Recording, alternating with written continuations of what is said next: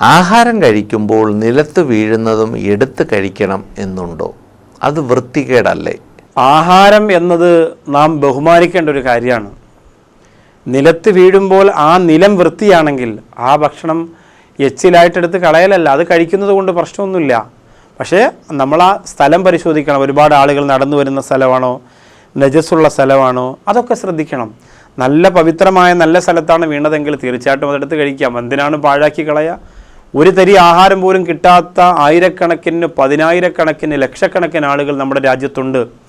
നമ്മൾ മനസ്സിലാക്കണം, ഒരു നേരത്തെ അന്നത്തിന് വേണ്ടി കാത്തു കഴിയുന്നവർ, വെള്ളം കുടിക്കാതെയും ഭക്ഷണം കഴിക്കാതെയും തൊണ്ടയും വയറും വറ്റി വരണ്ടുപോയ എത്രയോ ആളുകളുണ്ട്.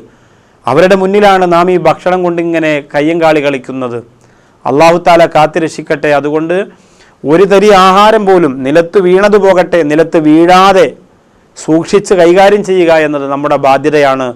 അള്ളാഹു ആഹാരം തന്നതിന് അള്ളാഹുവിനോട് നന്ദി കാണിക്കുന്ന യഥാർത്ഥ ശാക്കിരീങ്ങളുടെ കൂട്ടത്തിൽ അള്ളാഹു നമ്മെ ചേർക്കട്ടെ. ആമീൻ.